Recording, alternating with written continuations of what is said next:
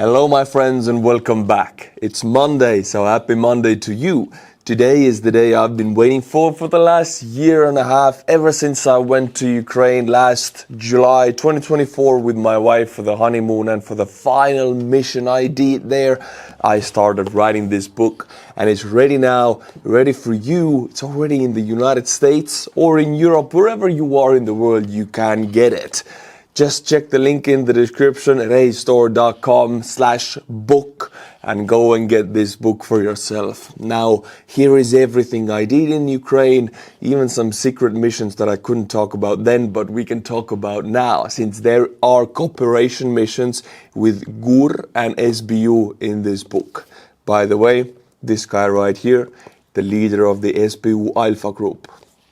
So go and have fun, read it, and you'll know everything I did in Ukraine with your help, since you donated to all of these 8 missions in Ukraine. Go and get it. Links in the description below. We begin today with fantastic news and a first in history, because a Ukrainian F-16 managed to shoot down a Russian Su-35.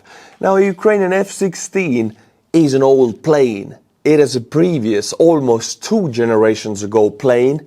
Actually, it is 2 generations ago. A Russian Su-35, though, is one of their newest fighter bombers they have, and F-16 shot it down. We now know how it happened. Don't worry, we also have visual confirmation, because if you look at this video, this actually comes from a Russian chopper pilot who flies circles around the place where the Su-35 landed or crash landed, was knocked out cold. This is what it looks like. The strike took place near the Russian border in Kursk with support from Swedish Saab 340 aircraft that provided real-time targeting data. Now, this is the early warning and control aircraft of the Swedish Saab company that can see air targets up to several hundred kilometers away without the air target spotting it, and it can communicate with the F-16 in real time. So this is how they found the Su-35 and this is how they targeted it. Experts call it a breakthrough. The Swedish AWACS system enabled F-16 to strike before the Su-35 even knew it was under attack. If Ukraine keeps neutralizing Russian aviation and missile systems, the war could finally shift in Ukraine's favor. Now, I have to say also, let's bring the feedback to the ground. This was a very dangerous interaction because the F-16 used an AMRAAM missile. The range of that missile is not long enough to do that regularly. If you put Ukrainian F-16s regularly, even at the range of the AMRAAM missiles, still they are too close to Russian anti-air defense capabilities and Russian fighters. In the end, unfortunately, statistics show that they will lose F-16s if they would do these kind of missions regularly. But this specific one is a massive success. So the Su-35 is a multi-role 4++ generation fighter jet. It's equipped with Al-41F-1S engines with thrust vectoring for high maneuverability and modern avionics, including its radar that can detect targets up to 400 kilometers away. Well, it couldn't detect the F-16. The aircraft can carry up to 8,000 kilograms of weapons, including air-to-air and air-to-ground missiles. It's considered a transitional model between the Su-27 and the 5th generation Su-57, which doesn't exist and it never will. And here is another video of the Su-35 burning on the ground, which is always a beautiful sight to see, and it's a very nice sight to see. My friends, a lot of people tend to reach out to me to learn how to express or communicate their ideas into the form of full-length videos like I do. The kind you've always wanted to create in the most seamless, intuitive way possible, irrespective of whatever skill level you are at. InVideo AI enables you to do just that. Just type in the idea you want to create a video about. It's pretty game-changing. For example, I use this prompt. Make a 1-minute video about what would happen if the tax system ceased to exist today. What if you woke up tomorrow and taxes had vanished? Hospitals would shut down, leaving millions without healthcare. Schools would close, halting education for an entire generation. Emergency services, gone. From there on, you can fine-tune your video and edit it by using simple text-based commands via the edit command box. Like, make the video more intense. Not just that, but you can go one step further and clone your voice so that all videos you create can be narrated in your own voice. Unlike traditional video tools with steep learning curves that only solve parts of your video creation process, InVideo is the creative partner that you have always wanted. It removes all friction and puts you in the director's seat, letting users focus entirely on their vision and their idea, while InVideo AI does all the heavy lifting. You can try InVideo AI for free. This will save you hundreds of dollars that you would otherwise spend on editing, animating, and other production costs. Thank you, InVideo AI, for sponsoring today's video. But my friends, this is not the only shocking news of today. This is not the only first, because there is the Operation Spiderweb 2.0.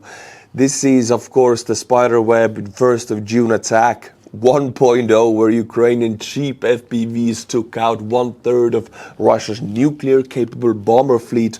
Well, it turns out that wasn't the only Spiderweb operation. This information comes from a Russian Telegram channel, and they claim, I'll read it to you, this is insane. Since I have no photos or videos for you, but the Russians themselves are chattering about this, I'll make it up to you to decide if this is true. If it is, it will blow your mind. Another unthinkable F-up by our special services. There is no point in remaining silent anymore.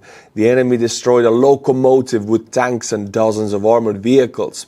At some point, hatches through which grain is poured began to fly off from railway containers, such as hoppers or grain trucks. While they were moving, it was through them that drones flew out and attacked the equipment it was located on the platform cars.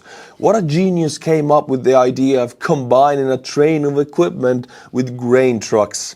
It's a mystery. As well as how the SBU managed to hide drones there is also unknown, but the result was this. The first blow was delivered to the locomotive, after which the train began to lose speed and was stopped. The enemy destroyed most of the equipment without a hindrance. Operation Spiderweb 2.0. Let's exactly look at what the SBU claims they destroyed. 1 railway locomotive, 13 tanks, 7 artillery systems, and 103 units of automotive and armored equipment, 10 fuel tank cars carrying an estimated 150 to 72,000 gallons of fuel. There's no photos or videos, as I said before. SBU has a habit of releasing them slowly, bit by bit, to keep the informational war, keep the informational aspect, the effect of these missions as long as possible, to release it slowly. So now we still get new footage about the June the 1st attack against the bombers. We haven't gotten anything about this. But yeah, Russia uses trains and train platforms. They just put their cars and artillery on top of it, they strap them down and they move them around. And they had some grain carts or grain hoppers on the same train. I don't know why, Russians don't know why, but this is where the Ukrainian SBU hid their drones and hit the entire train, starting with the locomotive. And you can see it on this losses chart, the SBU actually reports it. 166 vehicles and fuel tanks, 52 troop-carrying AFVs, and 15 tanks. That's a beautiful sight to see for any Monday for anyone. Another news, my friends, connected to Spiderweb 1.0. Now we have another reaction from Russia. How are they reacting if 1/3 of their expensivest and rarest planes are blown to smithereens? Well, Russia moved Tu-160 bombers 6,600 kilometers from Ukraine to Anadyr, just 500 kilometers from the US border. It did so after Ukraine's June 1st drone strike wrecked 41 aircraft. Don't matter if it's 41 or 20, it's as bad, equally as bad. The 7 billion loss forced Moscow to pull surviving jets, not jets, bombers, to the edge of Alaska. The thing is that Russian nuclear strategic aviation thinks that their bombers are safer, almost hugging the United States border. It's ironic and funny. These bombers were created with the sole fact of striking the United States with nuclear warheads. That's nuclear bombs. That's why they exist. And now their safest place is close to the United States border, as far as physically away from Ukraine as possible. Satellite images from June 4th showed the Tu-160 Anadir runaway. That aircraft hadn't appeared here for months. The base previously held no strategic bombers. Russia didn't send the bomber there to launch attacks, it sent it to protect it. Anadir has no permanent road access, only 230 kilometers of a planned 2,300 kilometer highway exists. Ukraine's Operation Spiderweb, and that's where it all began. I mean, Russians cannot protect their long-range aviation. They have to bring it close to the United States border, because honestly, it's safer there than the Ukrainian border. If you would say this 40 years ago, in the 80s, say it to Brezhnev in the 80s, the Tu-60s and T-95Ms will be 500 kilometers from Alaska border stationed there because it's safer there. Brezhnev would die right there and then. Now, my friends, a little bit of a gift for you and your Monday to make your week. I introduce you to another Russian invention that we haven't seen. Almost weekly we get these new inventions because Russians really are inventive when it comes to crappy technology. In this case, they took a bathtub, painted it green, and made this motorcycle thing out of it. This is clearly a bathtub, but hey, it works if you want yourself to be eliminated as fast as possible on the front. Yeah, this is what they will go to assault with. There's one seat, there's another seat at the back, and 2 or 3 Russian troops can be in the bathtub. So this is transportation for half a squad in the Russian army. Half a squad is transported by this one magical vehicle right here to their elimination. Now let's take a brief visit to the Crimean Bridge, because last week Ukraine attacked the Crimea, or didn't attack, but exploded a beautiful, nice little explosive. If I say little, I mean 1,000 kilograms of TNT on the foundation of the railway bridge. And now how will the Russians react to it? Well, I'm glad you asked, because we see them deploying 2-layered anti-marine drone defense systems. There was 1 layer before, now there's another layer added. They will just put as many layers as possible to defend this bridge. They're almost desperate actually at this point. But I have to mention it does work. Ukrainian marine drones have attacked these barricades, and unfortunately they're quite hard to destroy with marine drones.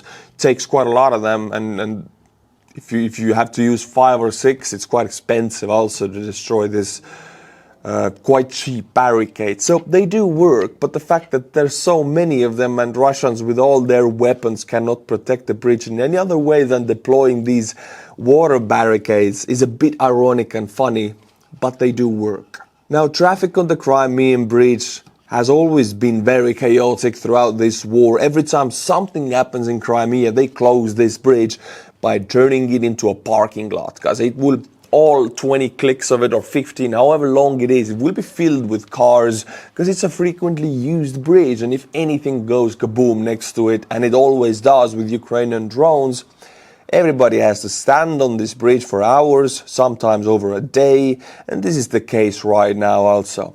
People crossing this bridge already know that crossing these 15 clicks might take them tens of hours sometimes, and they never know when. Also, like I mentioned in the previous video, Ukraine managed to turn this attack, Operation Spiderweb, and perhaps now Operation Spiderweb 2.0 with the trains, they managed to turn it into something much more than it was. See, it was an attack with drones against military hardware, like planes and tanks and everything.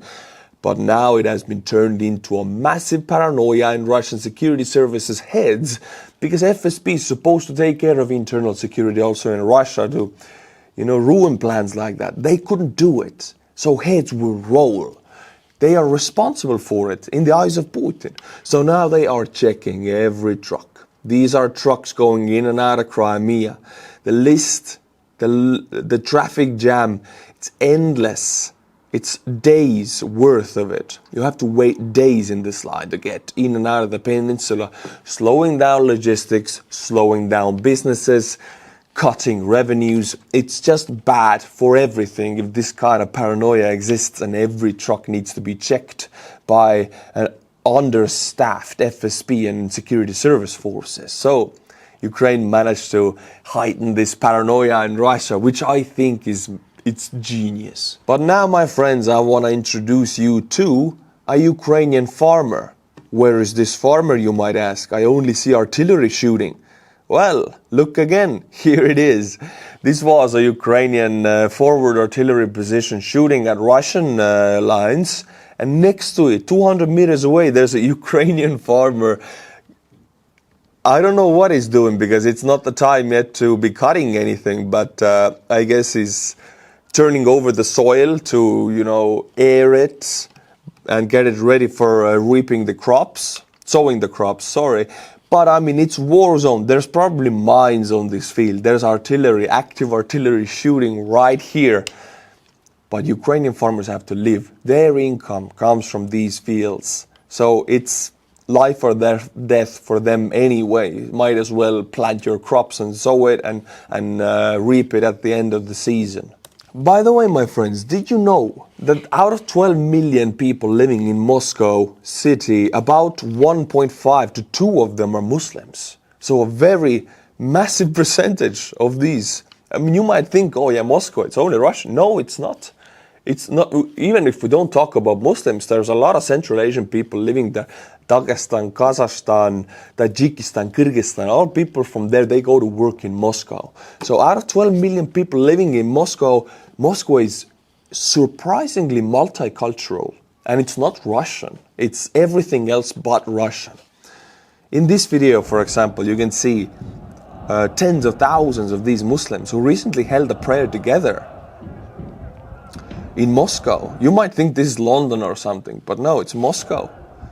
There's a lot of, we're talking, over 1 million Muslims living in Moscow who are not Russians at all, who are Dagestani, who are Chechen, and many other areas, Muslim areas or Muslim countries. And why I'm talking about this, because religious tensions in Moscow and in Russia are on the rise. Here, for example, we see Moscow's Christian anti-Muslim marches that demand Kadyrovite Abdialaudinov being punished and a Russian priest being reinstated, because a certain Russian priest criticized Muslims in Russia and he was taken, down from the clerics.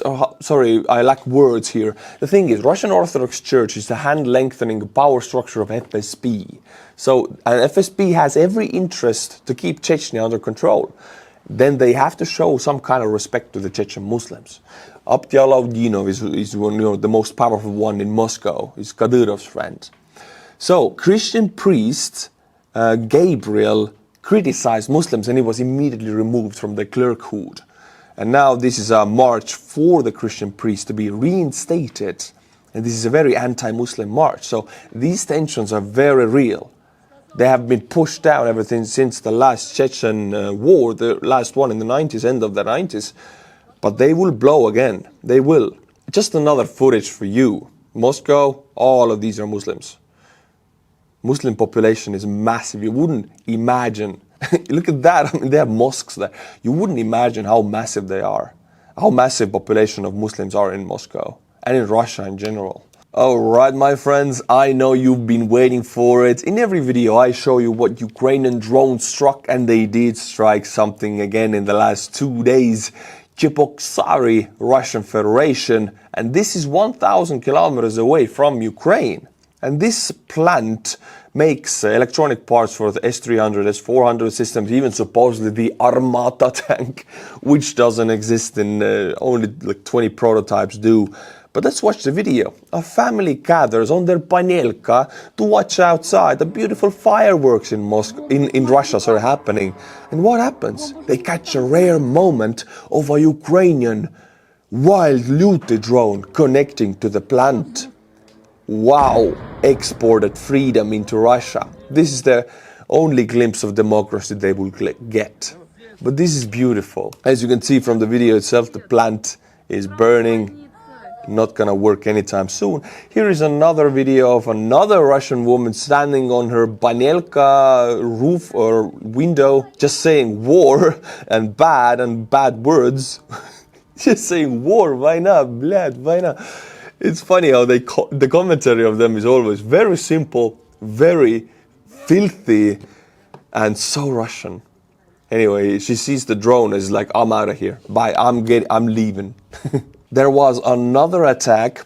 At least 5 explosions occurred in Novomoskovsk, which means New Moscow, pretty much Novomoskovsk, Tula region in Russia. Residents heard between 5 to 8 explosions. Local telegram channels write that one of the drones hit the Azot chemical plant. Information is being clarified. But only about 3 weeks ago, I remember covering this, Ukraine attacked this chemical plant. These plants are massive in Russia, massive areas. So you gotta attack them multiple times. Honestly, I think this Azot chemical plant has been attacked once a month in 2025. But the footage is again beautiful, and it comes from true Russian citizens who gift us with this beautiful footage, filming how Ukrainian drones dismantle their industrial complex. Now we go to another attack that happened in last Thursday. I reported it on Friday. Now we have more information about it. Now I reported it was an Iskander missile complex being destroyed, but Russians themselves report that it was one Mi-8 and Mi-35 helicopters at Bryansk airfield. Now it doesn't matter which ones they are, it's really bad. I mean, if it's the choppers or if it's the Iskander. The thing for the Russians is, it's really embarrassing for them that Ukrainians are capable of just destroying their military hardware at will. So they usually choose a less expensive or less rare weapon system that was destroyed. Something they have to admit to. They say, okay, maybe it was an Mi-8. Perhaps it was an Iskander. For Russians, it's more important to save face than to actually change the fact that it might have been Iskander. And of course, we couldn't get away from this without showing Ukrainian looted drones in Moscow. Of course, Russian citizens filming them for us once again. Now, this happened June the 7th, 2 days ago, flying on the suburbs of Moscow, hunting military-industrial factories. And we see 3 different kinds of long-range drones. Lute was the first, and this is a different one. Look at the triangular shape. This is not a Lute drone, but Ukraine has many different long-range drones in mass production that they send to Moscow to deliver presents. Now we go to the Russo-Ukrainian border, and Russians did something really bad there. I mean, this is nasty. When there were Istanbul talks, now the peace talks are over. Thank God, they were horrible, and it was all like show for Trump. But they settled one thing. They exchanged, Russian and Ukrainian side, they agreed to exchange fallen soldiers' bodies. Now they put a certain date to it. 1,200 bodies of fallen Ukrainian soldiers that Russia will give them back. Certain date was set. But what Russia did is they brought all of these bodies 2 days before. I mean, if you have a certain date, I mean, you have to have infrastructure and people ready to receive over 1,000 deceased soldiers. If you bring them 2 days before, imagine what can happen in the heat of Ukraine when you have 1,000 of these bodies in one place and Ukrainians cannot receive them because the date was supposed to be in 2 days. And Russians immediately turned it into massive informational campaign against the Ukrainians, saying that we brought these bodies, but Ukrainians don't want to receive them. They're making news videos about them, and these bodies are actually right here on these trucks, filled to the brink. It's nasty. It's as nasty and it's as low as the Russians get. But the thing is, it was supposed to be in 2 days. But the trucks are there now, and Ukraine now is forced to scramble everybody to be able to receive them. But Russia just wants to produce for internal propaganda that they brought these bodies as a goodwill gesture, while in fact it was all scheduled with the Istanbul talks. It was all agreed upon. Only Russia breached it by now making these propaganda videos and stunts here. And yes, Ukraine will also return bodies to Russia. Now for the final news of today, we get reports from Russian Black Sea Fleet sailors Russians started to look into why there are so much malfunctions in the vessels of the Russian Black Sea Fleet. Most of the Black Sea Fleet vessels are in port. They don't want to go out because ever since Ukraine released their drones onto the Black Sea, everything that moves will be sunk. Ukraine controls the majority of the Black Sea. So why are Russian vessels having these malfunctions if they're not even sailing? Russian Black Sea Fleet submarines based in Novorossiysk are reportedly suffering from constant mechanical breakdowns. What's going on? Which are being blamed on sabotage. The suspected culprits, however, are not Ukrainians, but the fleet's own personnel. Wow, what a surprise there. A Russian Telegram channel reports that according to a source, since the beginning of 2024, constant breakdowns have been occurring on submarines of the Black Sea Fleet of the Russian Federation. Because of this, all ships of the Black Sea Fleet are sent for inspection. More interesting is the reason for what happened. It is not Ukrainian saboteurs who are under suspicion, but the personnel of the fleet. According to the source, over 50 minor incidents occurred on the submarine Kolpino and Krasnodar over the year, which slowed down their scheduled and combat work. The most common is leak in the fuel cylinder. And we can even see the photo of it. I mean, this is obviously man-made and there's no Ukrainians on this submarine. I mean, that would be pretty much impossible. For Ukrainians, it would be easier to use a torpedo or underwater drone to take out these submarines. This is Russian sailors who don't want to be deployed on a submarine onto the Black Sea because they're afraid of Ukrainian maritime drones, which again shows you that you have this weapon system, a maritime drone, but the fear it puts in the enemy's head is enough for them to destroy their own ships. Just a small leak in the fuel cylinder, the whole ship has to be checked for days, for months to find this leak. And they find it, they fix it, it's so easy to make that again. So yeah, they don't want to go. They're not, like, if you know the coast of the Black Sea, it's mostly a paradise. If you're a Russian sailor in Novorossiysk, you don't want to be deployed onto the Black Sea, which is controlled by Ukrainian drones. You want to stay in the port, you want to have fun with the casinos there and the kurort areas and their strip clubs, whatever they do there. Russian sailors do not want to be in these Russian death cans underwater. They will sabotage their own vessels before they go. Alright my friends, this was the video for today, but I urge you again, go and get 8 missions in Ukraine. This book has been in the works for a year and a half. It has been written and rewritten. So much hard work went into it. It's in 2 languages. This is in English. This is for you. The Estonian one is only in Estonia, don't worry about that. This is for you, my friends. It was created for you to show what exactly happened with the 8 missions that you funded. Everything that you funded is here with details. If you have any kind of batches from any kind of missions, then you want to read this book because it's part of your doing also. Go and check it out, links in the description below.